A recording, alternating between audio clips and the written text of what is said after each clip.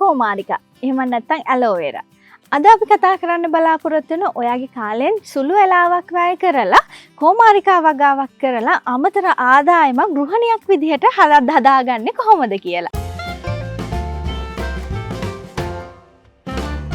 ඔන්න අද වීඩියෝ එක කොටස් විදිහට වෙන් කරලා තියෙනවා. ඔයාට අවශ්‍ය කොටස ක්ලික් කරන්න පුළුවන් පල්ලෙහා ඩිස්ක්‍රිප්ෂන් බොක්ස් එකට ගිහිල්ලා ඒ අවශ්‍ය කොටස ක්ලික් කරලා ඔයාට අවශ්‍ය දේ ගැන දැනුවත් වෙන්න පුළුවන්. එහෙම නැත්නම් දිගටම අපේ වීඩියෝ එකත් එක්ක එකතු වෙන්න පුළුවන්. කෝමාරිකා වගාවේ තියෙන වැදගත්කම ගැන කිව්වොත් අපි දන්නවා ආයුර්වේද දේවල් වලට ඒ වගේම රූපලාවන්‍ය දේවල් වලට නැතුවම බැරි දෙයක් තමයි මේ කෝමාරිකා කියන්නේ. ඉතින් ගොඩක් අරාබි වගේ පැත්තකින් තමයි අපේ ලංකාවට විතරක් නෙවෙයි ලෝකේ හැම මේ කෝමාරිකා කියන ශාකය ව්‍යාප්ත වෙලා තියෙන්නේ.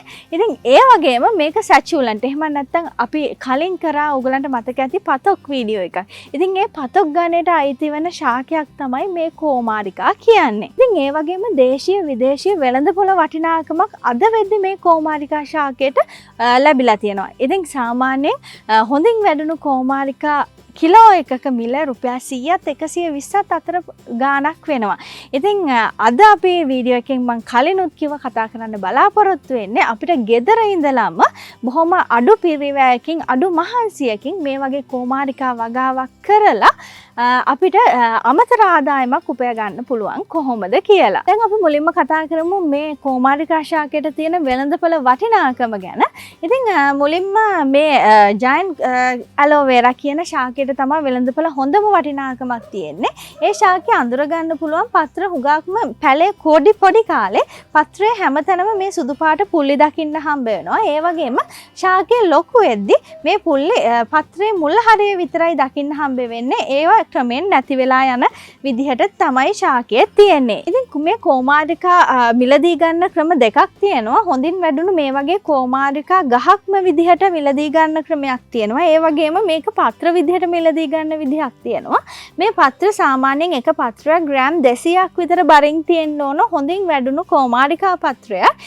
ඉතින් මේ විදිහට තමයි පත්‍ර මිලදී ගන්න. දැන් අපි බලමු මේ වගේ කෝමාරිකා ශාකයක් හදාගන්න මොන වගේ සාධකද අපිට උවමනා වෙන්නේ කියලා. ඉතින් අපි මුලින්ම බලමු මේ කෝමාරිකා හැදෙන්න අවශ්‍ය පාරිසරික සාධක මොනවද කියලා. සාමාන්‍යයෙන් උෂ්ණත්වය හොඳින් තියෙන්න ඕන. මොකද අපි කිව්වා මේක සැචුලන්ට් වර්ගයට ආйти ශාකයක් කියලා. ඉතින් ඒක නිසා සාමාන්‍යයෙන් ඩිරෙක්ට් සන්ලයිට් එකක් මේ කෝමාරිකා ශාකය හොඳින් වර්ධනය වෙන්න අවශ්‍යයි. ඒ වගේම සෙල්සියස් 25 30ත් අතර උෂ්ණත්වයක් හොඳ උෂ්ණත්වයක් මේ කෝමාරිකා ශාකයේ හොඳ වර්ධනයකට අවශ්‍ය වෙනවා.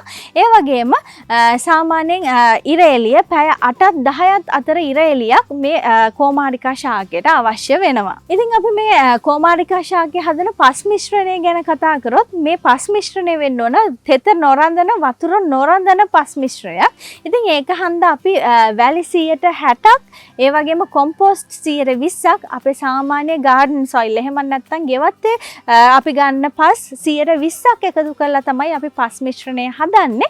ඉතින් මේ පස් මිශ්‍රණය හදද්දි සැලකිලිමත් වෙන්න ඕනේ. මැටි වගේ පසක් තියෙනවා නම් ඒක ගොඩාක්ම වතුර නොරඳන තෙත නොරඳන විදිහට අපි මේ කෝමාරිකා පැලේ හදා ගන්න ඕන. මොකද එහෙම නැති වුණොත් ගොඩක් වතුර රැඳුනොත් අපේ කෝමාරිකා ශාකයේ මුල් කුණු එන්න පටන් ගන්නවා. එතකොට ශාකය ඉක්මනටම මැරෙන්න පටන් ගන්නවා. ඉතින් ඒක නිසා තෙත වතුර නොරඳන විදිහට අපේ පස් මිශ්‍රණය හදා ගන්න ඕන. ඉතින් පොහොර යෙදීම ගැන කතා කරොත් මේ කෝමාරිකා ශාකයට පොහොර යොදන්න අවශ්‍යම නැති තරම් ඉතින් කෙනෙක්ට අවශ්‍යම නම් අවුරුද්දකට සැරයක් මේ කෝමාරිකා ශාකයට කොම්පෝස්ට් ටිකක් උඩින් එකතු කරන්න පුළුවන්.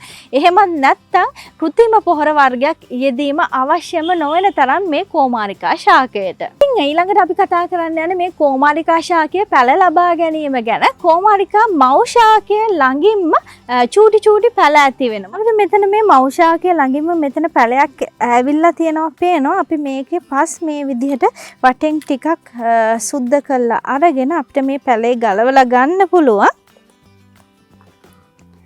ඉතින් මේක පෝච්චියක පැල කරනවා වගේම අපිට වගාවක් විදිහට මේක බිම කරනවා නම් සාමාන්‍යයෙන් අපි පස් ගොඩ කරලා දෙපැත්තෙන් කාණු හිටින විදිහට තමයි අපි මේ වගාව කරන්නේ. ඉතින් මොකද මේ කාණු අපි දෙපැත්තෙන් හිටවන්නේ අපේ කෝමාරිකා වගාවේ තියෙන වැඩි වතුර ඉක්මනින්ම ගලාගෙන යන විදිහට තමයි අපි කානු දාන්නේ.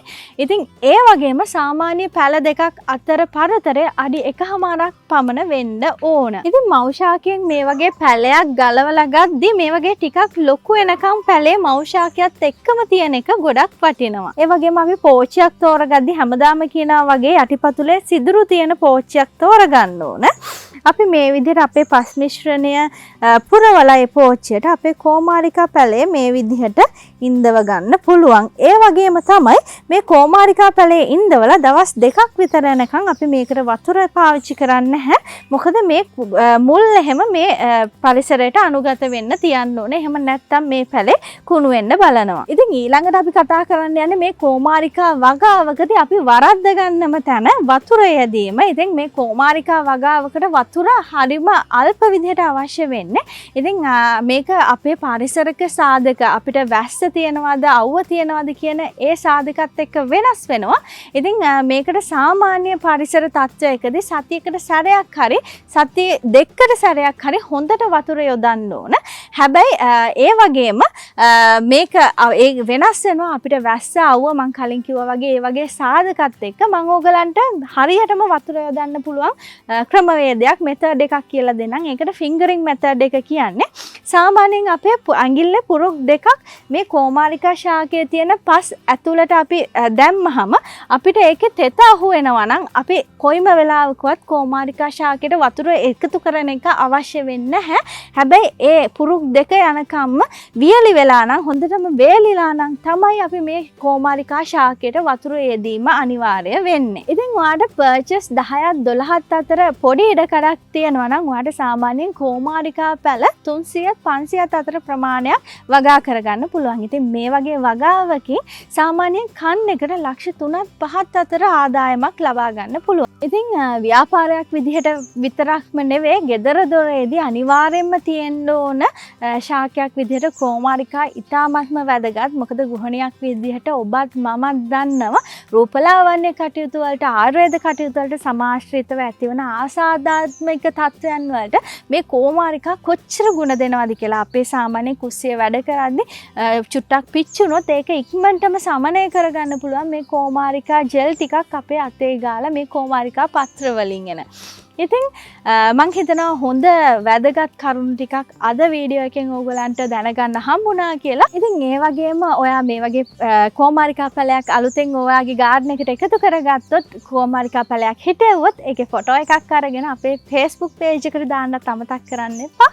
එහෙනම් අපි ආයෙත් දවසක මේ වගේ තවත් වැදගත් වීඩියෝ එකක් එක්ක හමු වෙමු.